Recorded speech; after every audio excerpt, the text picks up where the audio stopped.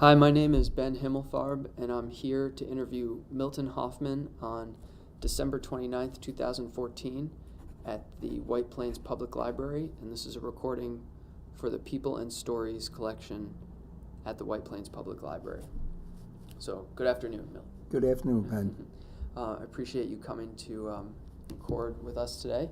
The first thing I learned about you was that you worked for the Reporter-Dispatch for a long time. Well, yes, I worked for the company that owned the Reporter-Dispatch. It was a group of newspapers in Westchester called the Macy Westchester Newspapers. It was owned by a family, and it later was taken over by the Gannett newspapers in 1962, 64, I think it was. And I worked for them from 1951 till we retired at the end of 2001, and I was a reporter, political columnist, editor, senior editor, editorial page editor, and so on.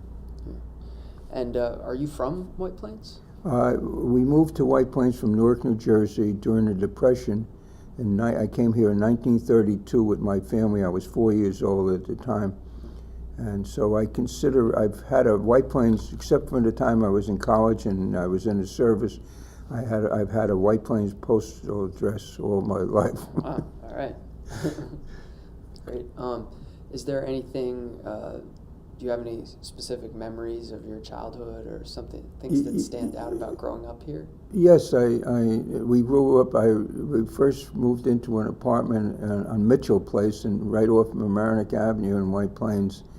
And I remember we used to get in our little tricycles and at the age of 4 or 5 and be able to go down Mitchell Place to South Broadway, across the Martine Avenue, to drive up to Mamaroneck Avenue, and go past. There was a tobacco type store with an Indian, a statue of an Indian Cigar outside. store Indian, right? Yeah, and the fact is that we were little children, and we were able to do this without anybody supervising, and I think the oldest kid might have been 6 leading the pack, and we weren't afraid of anything, and we just did it. The only thing we were afraid about is dogs. Yeah. Well, Okay. Wouldn't want to ride a tricycle there today. No. Right. So that was one of my earliest, we stayed in Mitchell Place, and then we moved over to Stevens Street, and from we kicked out of our house. We were in a 2-family house that was owned by the bank. A lot of the homes in White Plains at the time were in foreclosure, and the banks owned them. And so we went in as renters. And my father was a carpenter, and he had been out of work in Newark, New Jersey, and he, because of the recession or depression, and we came to White Plains. He started a little business of his own on what was called Grove Street in White Plains, a general repair shop, carpenter general repair shop, and we stayed there till we were kicked out. We had to go to East White Plains because they sold the house. Sure. And so that was as a child, and I went to the Eastview School was my first school. From Mitchell Place, yeah.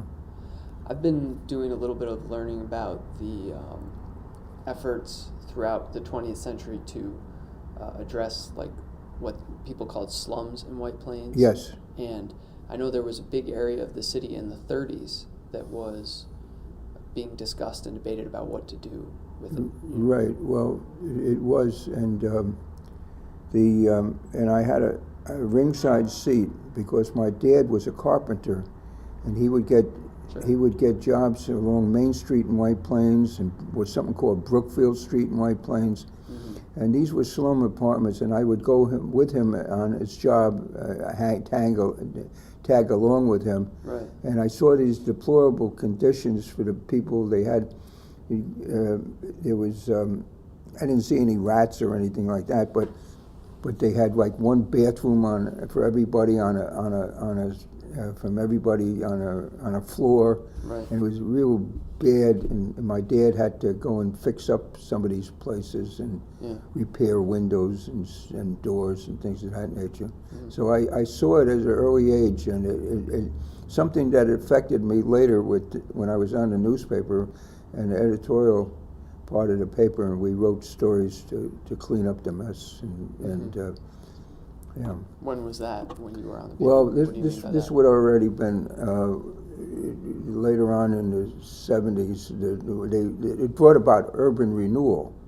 See, we had in White Plains, we had thanks to there was a former mayor, Ed McCallion, who became a county executive, and Right. Dick Hendy, the mayor. Mhm. They were Republicans, and they wanted to take advantage of some federal money to tear down the central business area of White Plains, Right. this part of it. Right. And luckily, President Johnson, so it was in the 60s when Lyndon Johnson was president, and there were two influential Democrats who had connections to Johnson. Bill Luddy, who later was the Democratic county chairman, and Sam Fredman, who later became a state Supreme Court judge. And they were White Plains residents, and they contacted people in Washington to get to Johnson to free the money. So White Plains was one of the few places that really was able to tap into this money and started urban renewal in the 60s and 70s and so on. Right. But there was an awareness that this area had to be Yeah. redeveloped or Yeah. dealt with Yeah. in some way? Yeah, that's true. This would have been the area from the railroad station, which is not exactly where it used to be, but up Main Street towards just before Mamaroneck Avenue, and from I would say from Martine Avenue down to Main Street to Hamilton Avenue. That whole area was urban renewal. Right.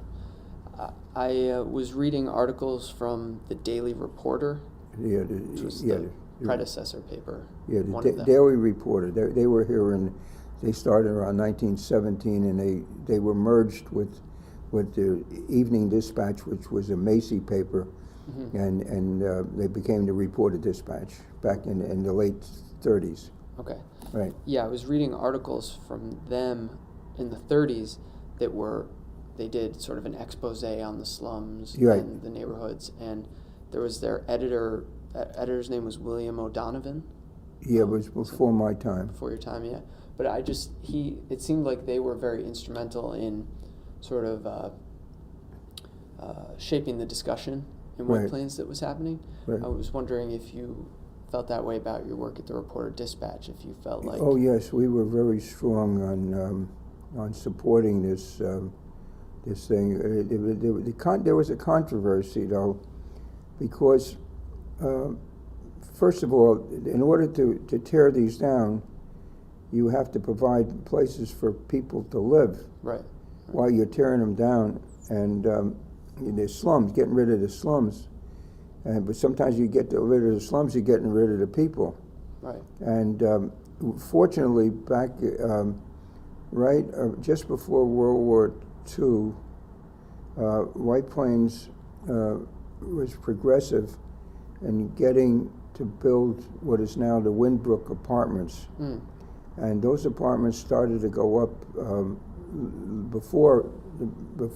back in the late 30s, early 40s, right after World War II. And so Truman was the president at the time, and there was a number of people like Eric Collymore, who was a black dentist in White Plains, a civil rights leader, and he wrote to Truman, a letter to Truman to ask Truman to get the post office to clean up some land that they could use for these apartments so they can start to build them. And it was successful. Harry Truman wrote a letter and Interceded. it started Yeah. it, and so they built these apartments one by one, Yeah. and so there were some apartments. Then they built some other apartments on Lake Street in White Plains and down and past Mamaroneck Avenue. Yeah. So they had some housing, but it wasn't enough. And some of the people who were forced out of these buildings ended up in Yonkers and Mount Vernon and different places. And there was a big controversy over that. And I don't think that people say it was done deliberately to get rid of the African American community. I don't think so. I think that they had good intentions, and there wasn't enough housing. They didn't have enough housing. Right. Yeah. So you've been in White Plains basically your whole life. Right. So I'm interested in what kept you here, what keeps you here, what you think makes White Plains special. Well, it was a good city to grow up in, and what kept me here was the fact I had elderly parents.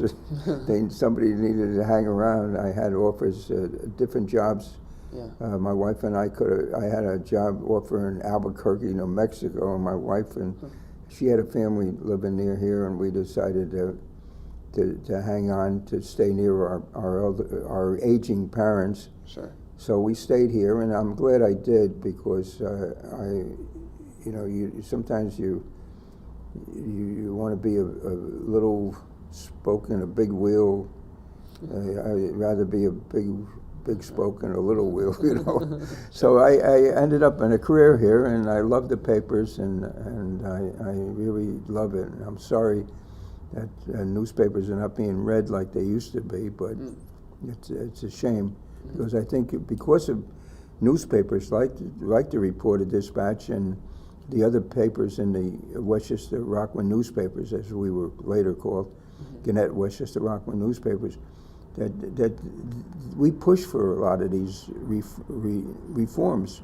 We had editors, an editor named Bill Bookman, who was an editor of the Reporter-Dispatch, and he later became a county editor, and other people like that. They pushed for urban renewal. They were politically engaged. Pardon? They were politically engaged. Well, yeah, I wouldn't say politically. They were engaged to let the community know what's going on, and have an editorials to get things done and push political people to do something.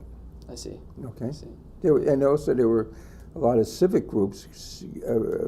We were fortunate. One of the things that was good about Westchester in those days, and not so much today, we had very strong citizen groups. The League of Women Voters still around, and a few others, but to really push to make sure that the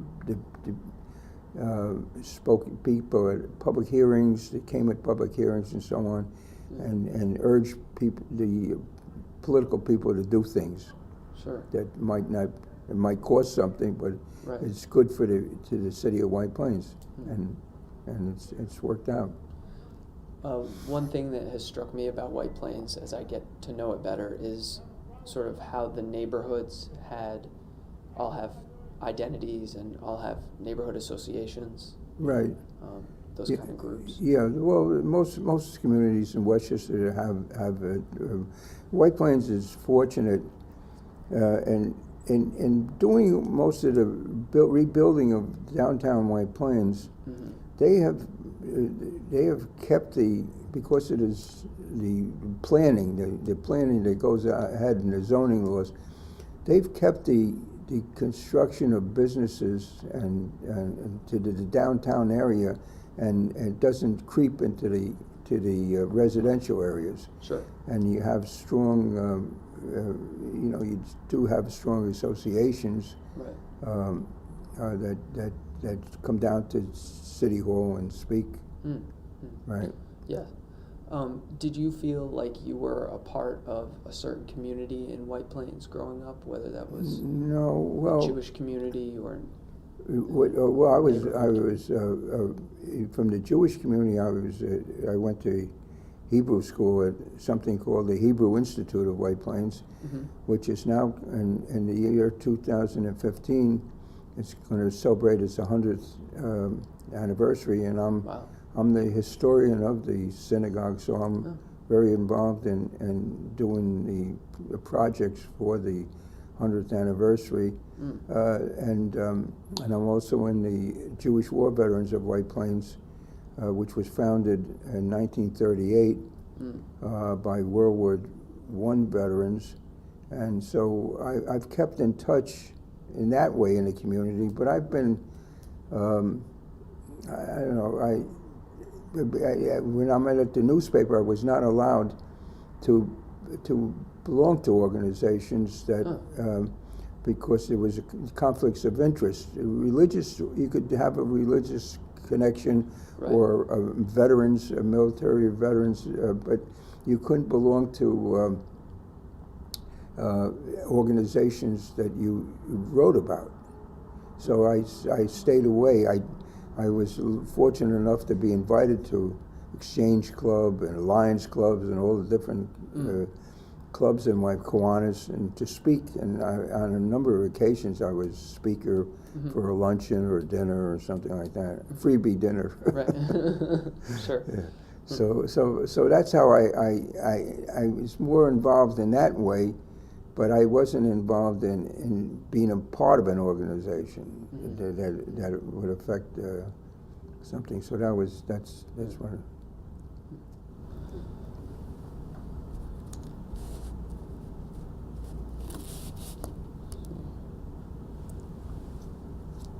So,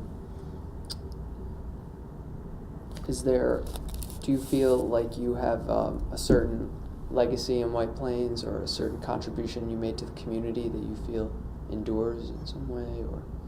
Oh, I don't know. I wrote editorials. Some of them were not followed. At one time, we had a hospital called St. Agnes Hospital. It was the only Catholic hospital between from New York City all the way up, well, from Yonkers all the way up, God only knows where. Yeah. And I wrote editorials trying to keep them from closing St. Agnes Hospital, and so I succeeded for a number of years, and keep our paper. I as the agent of the newspaper, Sure. I was involved in that. Sure. Let's see what else. No, my only, not directly in White Plains, but I wrote mostly, I covered county government and state government. So when I covered county government, and state government, I was involved in, probably no other reporter was more involved than I was in getting for the reconstruction of the parkways, the Hutchinson River Parkway, the Sawmill, and the Cross County Parkways.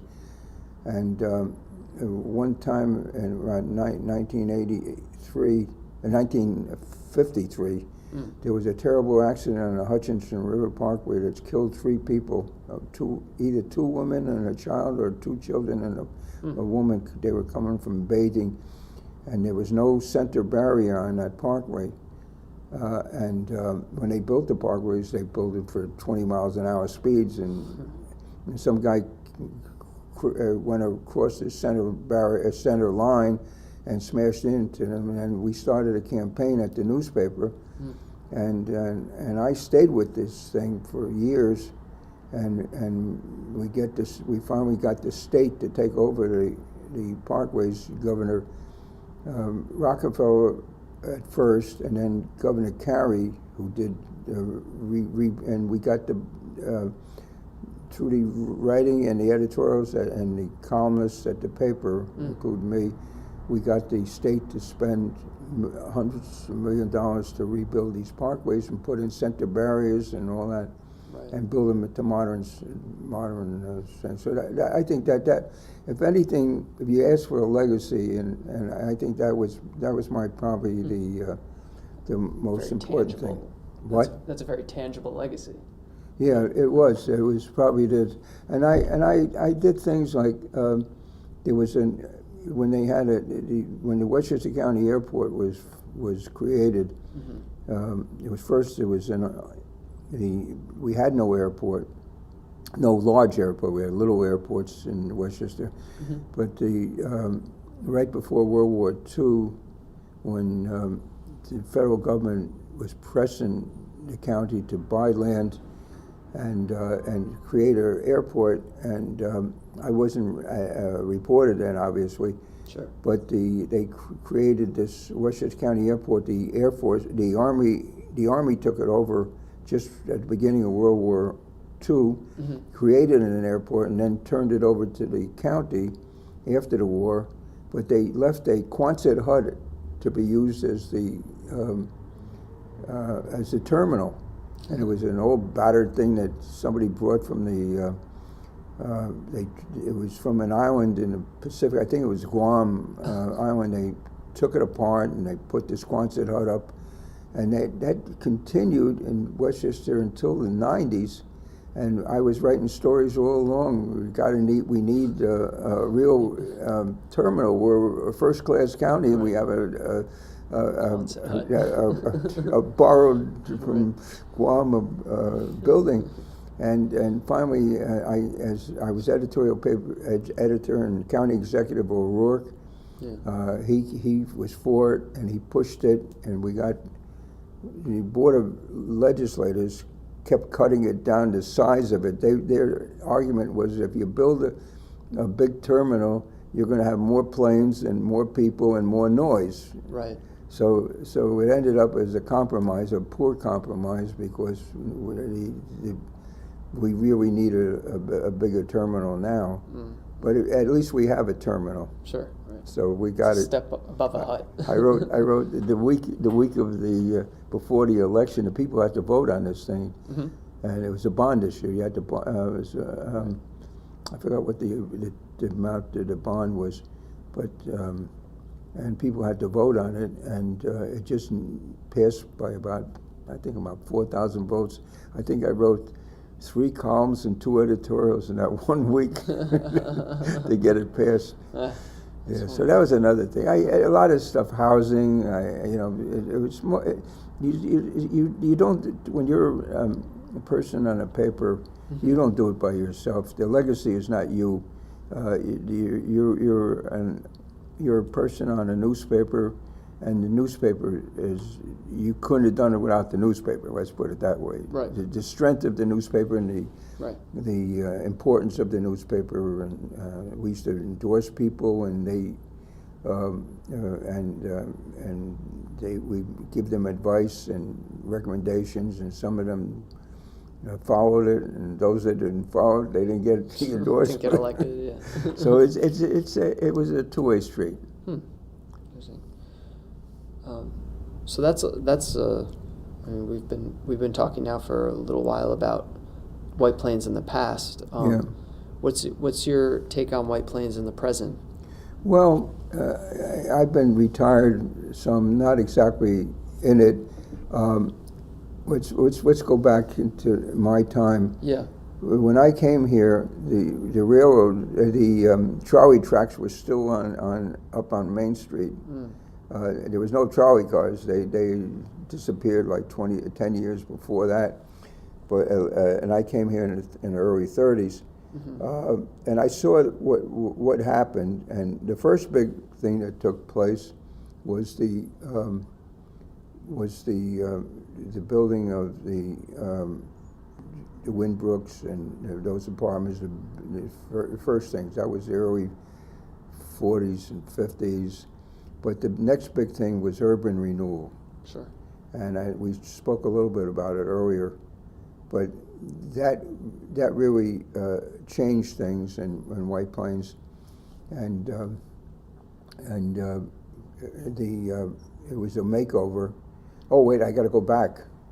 Before that, when I came out of service, about that time, the big issue in White Plains was in the late 40s, was the whether or not to allow Macy's to come into White Plains. And Macy's at that time wanted to come in, and they did come in, was at the corner of Main Street and Mamaroneck Avenue, except for buildings. They went around a little bit at the, not exactly the corner, but they took over much of Mamaroneck Avenue, Right. from Main Street to Martine, and then back a ways. Mm-hmm. And there was a big controversy whether they should have let them in. This was about 1947, I think. And people said, well, you're going to drive out the little stores, and other people said, no, Macy's is going to attract people, Yeah. and they're going to bring more people to White Plains to shop, and they'll shop also in these stores. Right. And it was a mix, and for a while it worked fine, and then a lot of these stores, they did close along, they went out of business. I think a lot of it wasn't just the failure of business, but a lot of these little stores, I don't know, mom and pop type stores, little food, shoe stores, Right. Bakeries, things like that. Huh. I think they closed because the owners, they died. The families didn't want to continue it, Sure. and so. But that was the first big thing. Macy's wasn't the first department store in White Plains. We had Bonwit Teller, B. Altman. In 1930, B. Altman opened a store at the corner of Mamaroneck Avenue and Post Road. Post Road, right. Yeah. And later they moved to Westchester Avenue, Yeah. where the Westchester Mall was, and but they also then Alexander's came in and followed them in that location. Yeah. And then Alexander's built a store, and we had in White Plains, I say in the late 30s, we had something called Little Fifth Avenue, and that ran from the area where the Armory is on South Broadway towards Mamaroneck Avenue, and there were stores from New York City type stores, Bonwit Tellers and so on, and Fifth Avenue stores, and it worked out for a while, but eventually. There was competition, and stores, they opened up, these malls were opened up, and people started to go to the malls and not go to, it was, because of ease in parking and things like that. So they dried up, and so those stores went into disrepair. Right. But the good thing now is that the city is now considering the East Post Road, they're considering Post Road to use it, to have different uses, put in more buildings along the way. That's East Post Road. And West Post Road is the part past Lexington Avenue. There's all kinds of plans there for shopping malls and so on.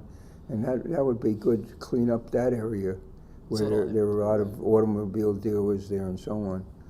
Is your sense that these controversies sort of repeat themselves? No, I think the I don't know. I don't see. No, I think the city council in White Plains knows that they have to do it, and they just can't have little stores anymore. They have to. They want to keep the taxes low. Right. They need some buildings, office buildings, and things of that nature. Bigger business buildings. So business, maybe some housing along that way. So, so I think it'll work out, and there'll be a renewal of that areas. Post Road is the next area that's going to be renewed. But going back. Yeah. So after Macy's. Yeah. Then the next big thing was urban renewal. Right. And urban renewal led to the building of the Galleria. That was the biggest thing that came into White Plains. That was a controversial thing. Sure. Tore down a lot of things, including a courthouse, the old courthouse the county courthouse that was built in 1915, and that was torn down, and they built the new courthouse on what was then Grove Street. Oh, okay. And then so that was the second big thing, was the urban renewal, and the third thing is the is the transformation of Mamaroneck Avenue and that area behind it with the building of these big tower housing. Right. And that happened during the administration of Mayor Joe Delfino, and he gets a lot of credit for really bringing White Plains, and up to that time, they took in the sidewalks at 6 o'clock and nobody there, I see. and he brought the city is livened up under him. Yeah. And those it took a lot of courage to build the big hotel there, Right. and the tall buildings. There's the rentals and the condos, and so that's really started, and it's brought business back, and it's been good because it's given jobs to a lot of people in White Plains, particularly people from the minority communities who are having difficult.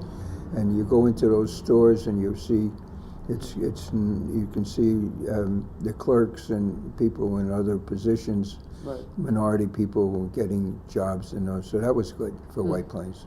So those are the things. The big controversy was the building of the mall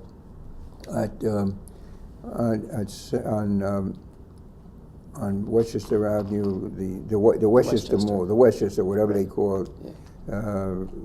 Yeah. It's there.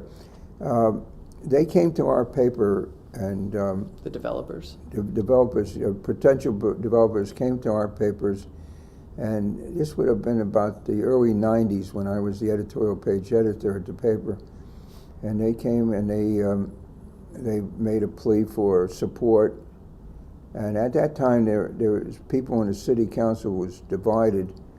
They felt that if you build it, it would take away shoppers from the downtown areas, Mamaroneck Avenue, Main Street, and that area, which was already losing people.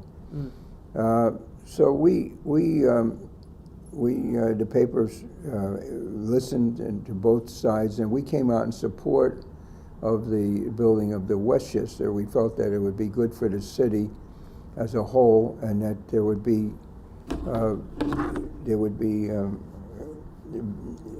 competition and stuff along Mamaroneck Avenue and so on, and it brought at least. So people said, "Oh, you just want it because they advertise and they'll advertise in your paper, and that's why you want it." You know, that was that. Right. And that was the list at the paper. We don't. The editorial people don't even know about what the business people are thinking. Sure. But we did it, and the city did approve it, and the paper today gets very little advertising from Nordstrom's and Yeah, right. Westchester, so that was and thanks to Joe Delfino and building those big buildings downtown, and brought a lot of people to Mamaroneck Avenue. The problem is not so much the city's ideas, but some of the landlords go crazy, and they raise their rents and force out these little stores. These guys, they can't pay the rent to cover it, so that's another thing. Right. So those are the big things that happened, were the building of the Windbrook apartments, the urban renewal, the Galleria, the Macy's, the Galleria, and the Westchester, and now the downtown, I forgot where the movie theaters. Right. There were no. The city center. When I was a kid, we used to go. When we used to go, my father had a store on Grove Street, which is now Martin Luther King Boulevard, and my father had his store, and I was able to go around the corner to the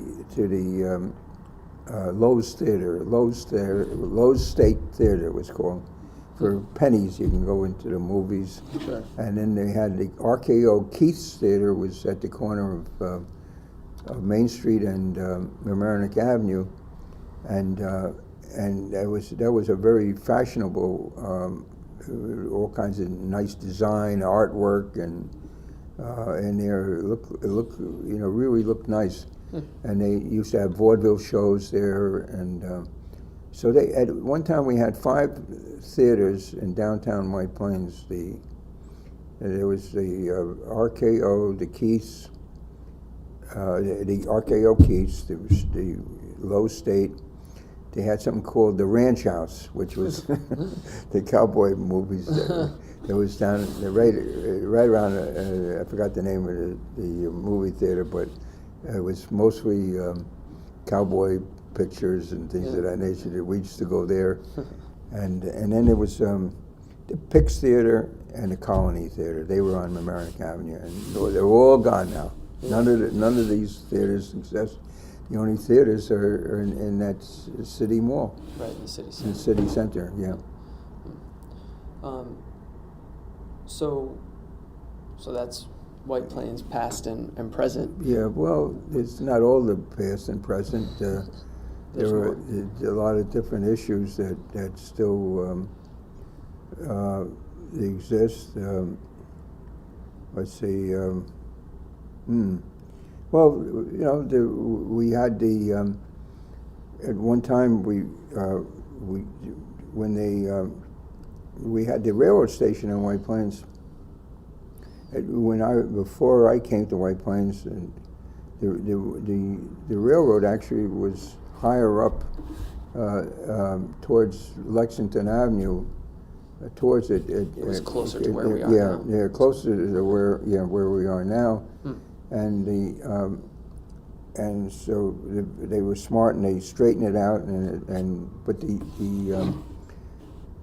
the station, the railroad station, was on the south side of Main Street, the railroad station, and then one of the I don't know if it was urban renewal or not. It wasn't part of urban renewal, I don't think, but they tore down the railroad station and moved it to the other side, to the north side of Main Street, and that was a good development. And also, they have the bus terminal there, right there.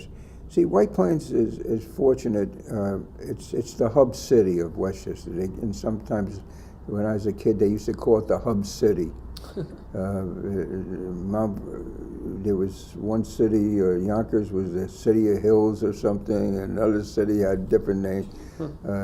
Queen City was New Rochelle, but White Plains was the hub city. And some of the basketball teams, the kid basketball teams, would name Hub something. but White Plains is very fortunate. It has all these roads that were built.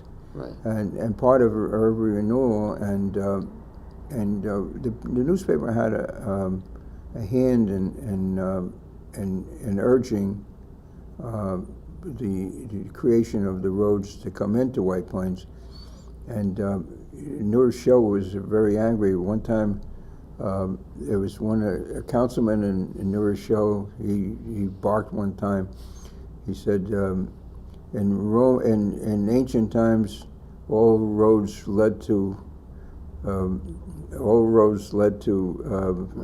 Rome. He says in Westchester, roads are not built unless they lead to White Plains. See, White Plains was the county seat. The county executive was some county executives from White Plains, and the power here, And when the plans were made, they were made here. So yeah, the plans were made here, and there was a lot of reason to keep. When they built the courthouse, the new courthouse at where it is now, before it was remodeled, thank God. The courthouse was on Main Street, and some people wanted the courthouse to be built outside White Plains, but a lot of the lawyers who had offices in White Plains and a lot of the restaurant people said, no, you can't do that. So there was a lot of political pressure to keep it in White Plains. Sure. And so instead of having it in a more of a suburban scene, where you could have a lot of parking and a lot of free buildings. So they built this thing high instead of wide. Yeah. And a lot of problems with that building. Oh really? But they had to redo it, and they spent more when they built the courthouse, the people voted for a bond issue, I think like, I don't know, $28 million, and then they spent another $5, I think, on it. And then when they had to rebuild it, I think they had to fix it up and widen it. It was like $170 million. This was the county. This is a county. The county courthouse on the corner of Yeah, Oropus. yeah. That was built in the early, late. It was approved in the late '60s and built in the early '70s, and then rebuilt in the '90s. You know, they had widened it, and then they brought in the federal court too. Right. That was something else that we supported at the paper. Yeah. Just kind of a random thing I'll throw out there if it sparks anything for you. A name I keep coming up as I read about urban renewal in White Plains over and over again is Kenneth Alabac, right? Yeah, Ken Alabac. Yeah, he worked for the city. He was I think city planning guy, and then he worked for the urban renewal department. Yeah, I didn't have too much to do with. I wasn't covering city government at that time. Oh, I see. But I guess he did a good job. He was just wondering if you had any memories of. No, he was mostly under the Mayor Del Vecchio, but he's a planner and that type of guy. Westchester is known for doing planning, and we've had some very good planning people involved in Westchester and the county and city governments, and so they take things seriously here, right? And they adhere to it. And I'd say that in some places you read about corruption and briberies and payoffs and things like that. We haven't had that kind of stuff in any great detail here in Westchester. Yeah. Things were everybody was looking at things. The paper focused on things that were being built, and so I think one thing is I think the governments here in Westchester, they're expensive, and there are too many of them. But there are too many. That's not White Plains, but you go out to Greenburgh, where I live now, North White Plains, and we have three independent fire departments, and they cover 70% of the unincorporated area, and they spend almost as much money on the three combined as the police department and as the town pays for policing, library, public works, sewers, God only knows what else, and because everything came from the old times, the way things were, and we have in Greenburgh we have 6 villages, and independent villages, and you don't need so many. You need so many. I just heard that Governor Cuomo wants to put some of this money away, and try to encourage communities to merge and to consolidate in different ways, which would be good. And that's what we supported. Wow. Yeah. That would certainly change the character of things around here. What time is it now? It is 3:30. Yeah, we still have time. I have time. We've been going for about 45 minutes. Yeah.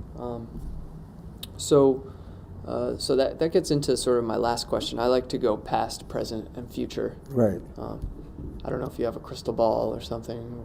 What's to come in White Plains? But you said the post-road development.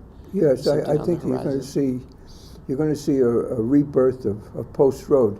Yeah. At one time, Post Road, at the corner of Post Road, and I forgot the name of the street, there was a hotel there. And the building is still there. It's not a hotel. It's It's a place where they have, it's a shelter, not a, yeah, it's a little bit better than a shelter. It's a place where homeless people can live there, and they have some programs that try to get people out of there by teaching them jobs and teaching them how to be on their own, and their children there and so on. So it's a high level shelter, let's put it that way. It was the Coachman.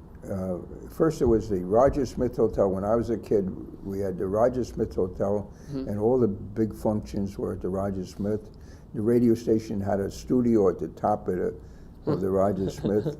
That's classy. Yeah, at one time, the Roger Smith Hotel, Rita Hayworth, the actress, Yeah. she was involved in she had gone to Florida with her boyfriend, Dick Haynes, and I don't know if they were married at the time. Yeah, I think they were maybe married.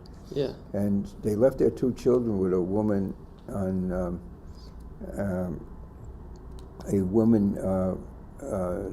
friend of on Central Avenue, and some neighbors. In the winter, this neighbor sees two children, one the daughter of Orson Welles, and the other one the daughter of Prince Ali, I think maybe from Pakistan or something like that.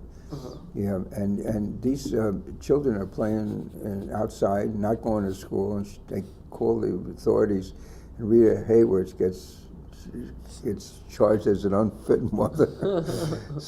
But they stayed at the Roger Smith Hotel, and there were other people who stayed there, Dick Haynes and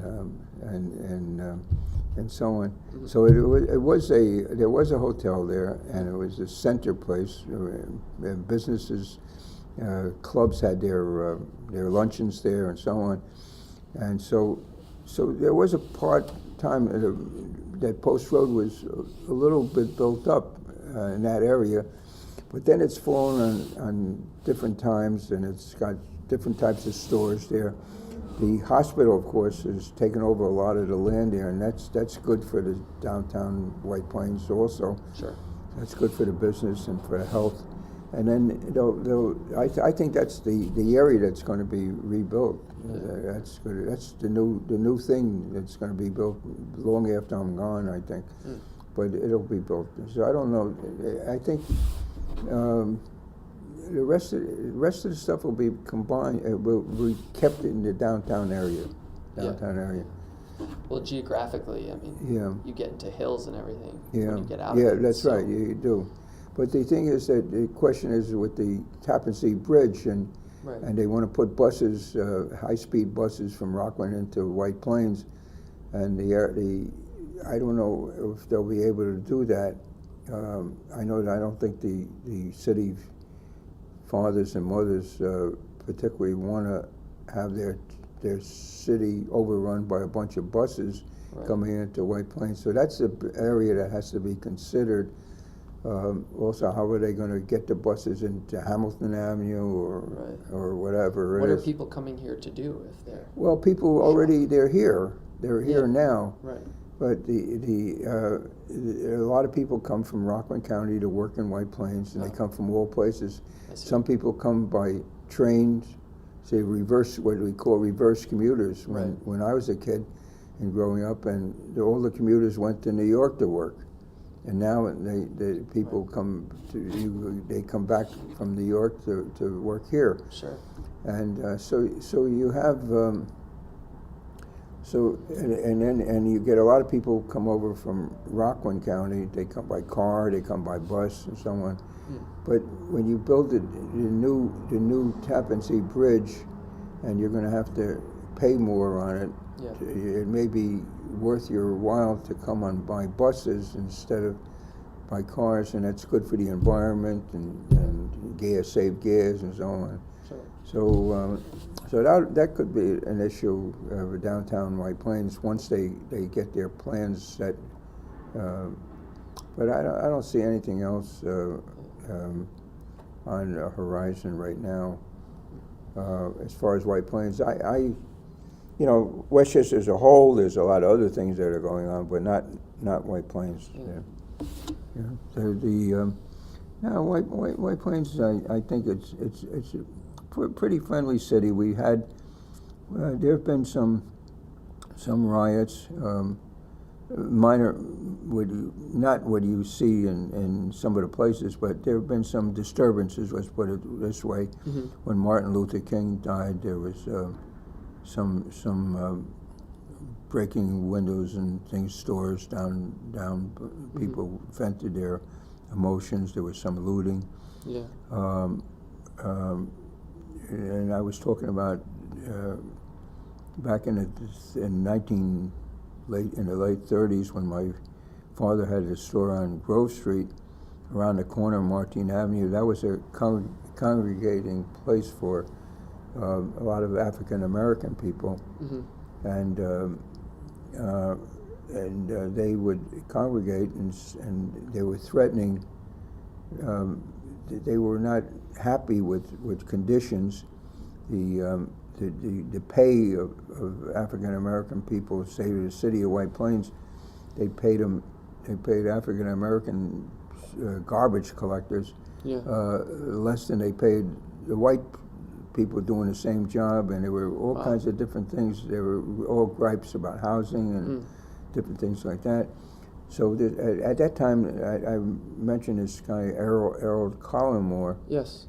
He came tell in. me more about him. Yeah, he came down, and he was the city has to recognize this man someday for what he did, and how he helped save the city in a lot of ways, and help the black community. He came here in late 20s or early 30s, and he had this.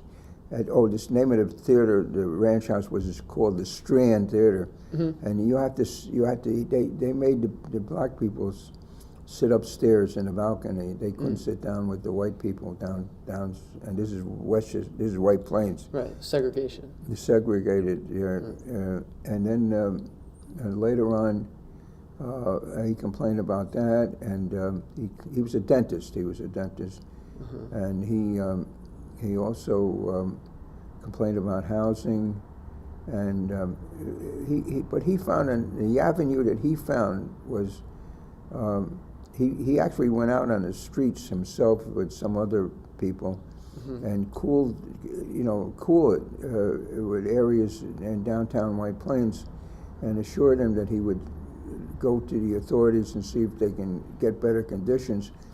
And he went to the at that time the Republicans were in charge of White Plains, Mm-hmm. and so he went to the black community, African American people. A lot of them were from the days of Lincoln were Republicans, Mm-hmm. and he went to the city Republican people and said, hey, you want our votes. How about doing something, because we can take away those votes? Mm-hmm. And they listened. They eventually got a black policeman on the force, and they adjusted the city salaries accordingly, and he did a lot of things. Then he also went to, at that time, Rye Beach was a county beach down there, and black people were not supposed to be on the beach, And he went down with his family, and he integrated that beach. He did a lot of good things. Courageous things. And I wrote that column in the paper that before there was Martin Luther King, there was Collymore, Mm-hmm. Errol Collymore, and the city's been playing around with that idea of recognizing him. He's been recognized in a human rights award and things of that nature, but nobody really, since his death, has done anything to bring what he did to the attention of the young black people in White Plains, and they really should know that there was a Martin Luther King type person in their fighting for their existence. Yeah. Was he a council member? No, he was not, and never ran for office. I see. Well, He's just involved in community organizations? Yeah, he was. He was a member of a church, an integrated church in White Plains, over towards near near Rochambeau School. Mm-hmm. And he also, things got really bad when he started to act. Somebody put up burned a cross. He moved into a neighborhood on Lexington Avenue up in the Highlands. Mm-hmm. And somebody burned a cross in his front yard when he moved in. Jeez. And it was a big story at the time. When was that? It was in 1930s, mid 30s. It's in these articles I gave you. Sure. And some people in White Plains were outraged over it, and others didn't do much. But there were people outraged over it. And one councilman, I forgot who it was, he even came with an idea to get rid of him moving up. He was going to extend a street through his property, and his house would be taken under eminent domain. Eminent domain. Jeez. And so it never got any place. Then people really got outraged over some stupidity like that. Would set quite it was a precedent. Coolidge Avenue in White Plains, where it ends at it's a short street that goes from Soundview Avenue to Lexington, and north to South Lexington Avenue in the Highland, and it stops there. So this guy wanted to continue it across Lexington and to the next street. Wow. And there's no reason to do it, but except to get rid of Collmore living in there. Right. So that was a little. There's also a lot of issues here. Yeah, but we've had some big events here. We had an explosion of a truck one time on the Cross Westchester Expressway near Grant Street in White Plains.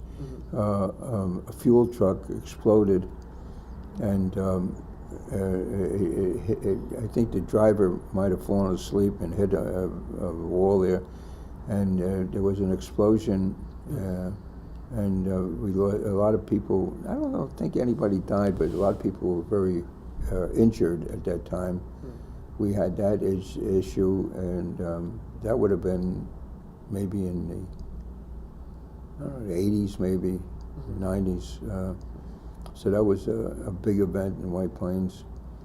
Right. I mean, the highway itself was a big event too. Yeah. Oh, the building of the Cross Westchester was a big event because they took about 100 homes. Who was living on that area of the city? It would have been people living in the North Broadway area. Okay. Some of the streets. Actually, it would have been even worse. They wanted to go where the expressway bends now. Mm-hmm. When you go over the expressway, you pass Lake Street, and then you bends to the left to head towards Elmsford. Mm-hmm. Originally, they wanted to go straight across Virginia Road and cut through Greenburgh and meet up later on. It were a straight route. And we're taking a lot more homes. Yeah. So there was a big fight at that time, and they decided to take fewer homes and make that twist, make it a longer curve way instead of a straight way. That was in the early 50s or mid 50s. It was in the road was built starting in the 50s. Right. So it would have been in the early 50s that the controversy, and at that time the Tappan Zee Bridge was just being finished. In fact, what's her name? I'm trying to think of the name of the actress. But right now we'll go with some other time. Yeah, some other time. What was this might seem like a very silly question, but so before the Tappan Zee Bridge, what did you do to get? I never went to Rockland County in my life. That was what you did. You didn't. Well, go. you had to. In 1930, they built the Bear Mountain Bridge, so that would connect with the northern part of it. But they had a ferry. They had ferry service from Tarrytown to Nyack. Mm-hmm. There were ferry services, so if you had to go over there. Right. So really, Rockland County was like a farm country, you know, and until a very sleepy type of environment. When they built the Tappan Zee Bridge, it opened up Rockland County. Right, and it probably made White Plains grow too. Right. Yeah. Well, White Plains was fortunate because it had roads, it had the railroad. It had transportation. It has near an airport, so it has a lot going for it, and it also has colleges like SUNY Purchase, and it has Western Community College, Pace, and so there's a lot that it has going for it, and so you asked before, about living in White Plains. There's enough things here. I'm glad I still live here. I have a lot of friends that moved to Florida that I visit occasionally, but they all say, "Move down here," and I say, not a bit, because if I want to go to a show in New York City, I can go to a show in New York City. I can get close to the airports. I can do a lot of things from White Plains, and a lot of theaters now, movie theaters, nice restaurants. So it's good. All right. Well, I think we got it. I think we covered it. Yeah. Nice talking to you. No, thank you. Thanks, Ben. The history, I have it in my computer. The first 50 years, and then we're working on the 100 years. Right. The Jewish community was the first people who came here and settled. Most of them were people who were tradesmen, like carpenters and roofers, and people. My family was tailors, people of that nature, and they opened little stores on Main Street in White Plains.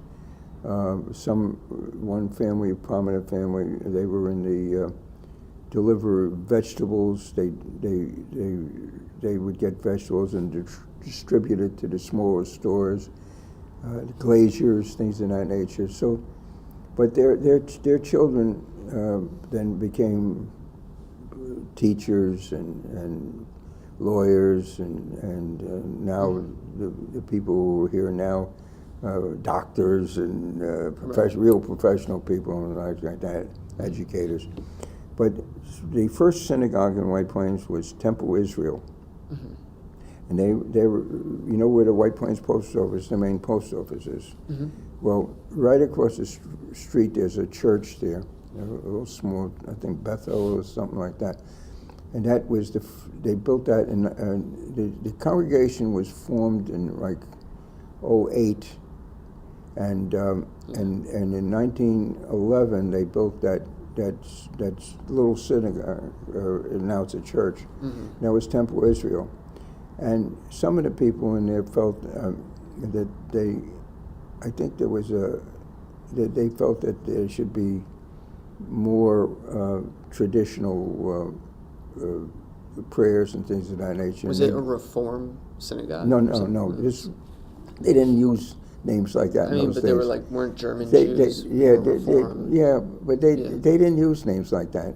Right. I don't know if they did Orthodox, Reform, conservative. When I was a kid growing up, I didn't know about things like that. We were all Jews. Okay.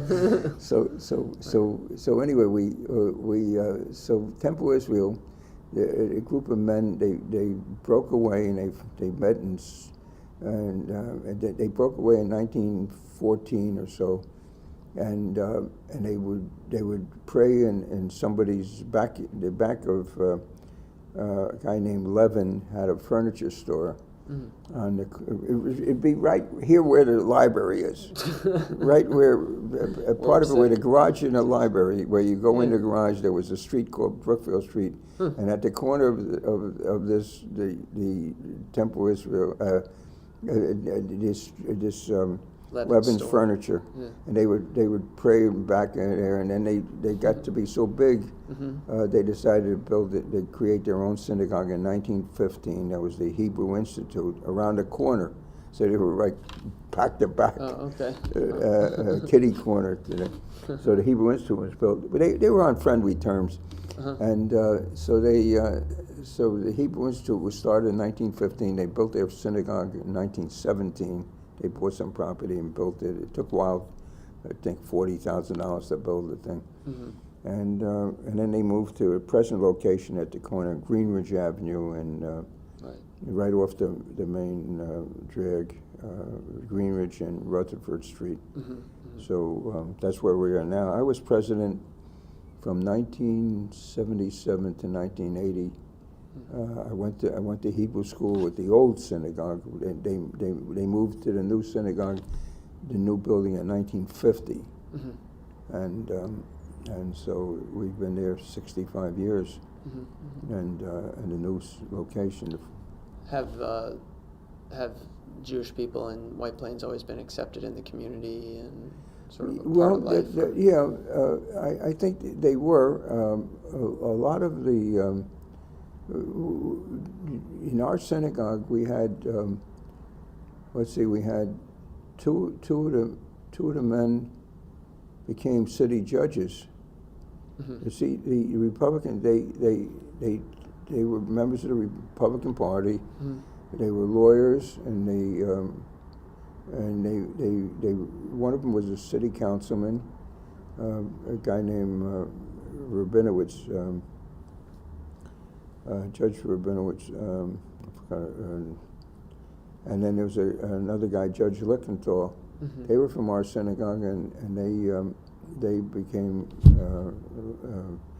one of them was on the city council, and in Temple Israel, a guy named Joe Mazer became a city councilman, and so they were accepted. Integrated into the community. The thing that in White Plains, the biggest fight was schools. They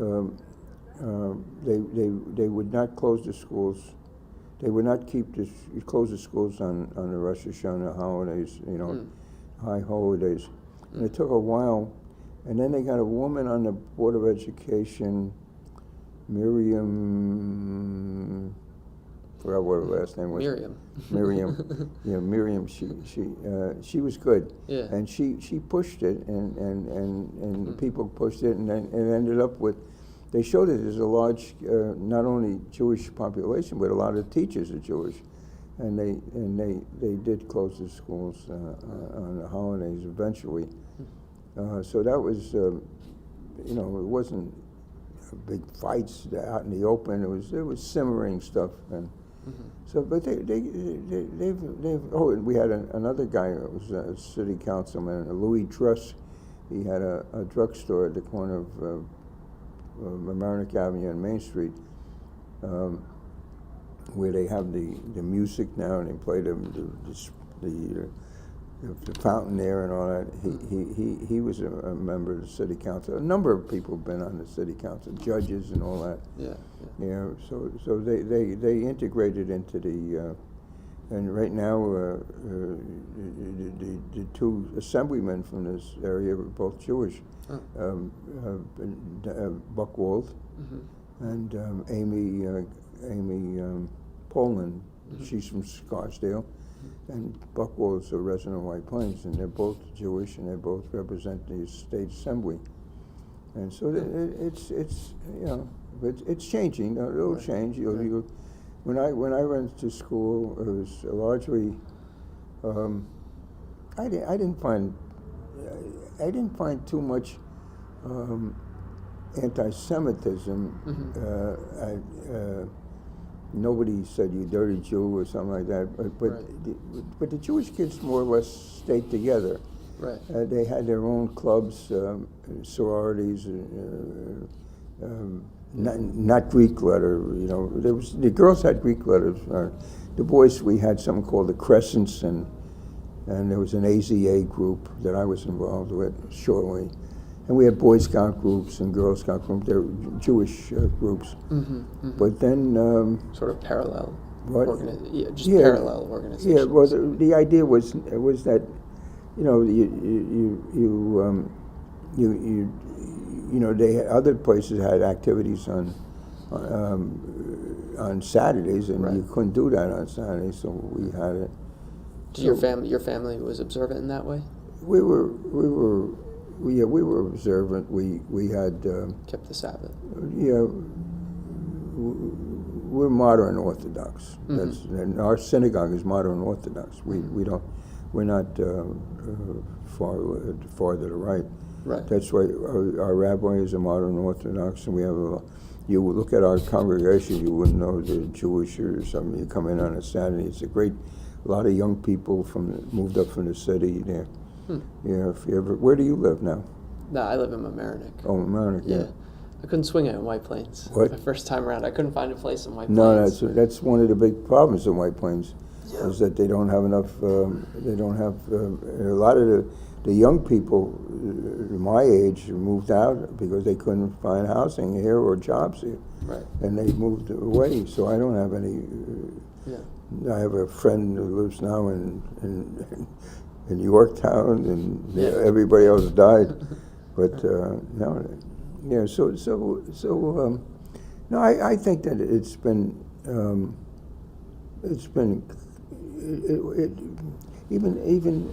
even the black community, they've integrated it. They got into the fire department, the police department. And I went to, I'm in the White Plains High School Hall of Fame. Because of my what I did in the newspaper. Martha Himmelfarb is inducted also. Right. I think we have more Jews inducted than anybody.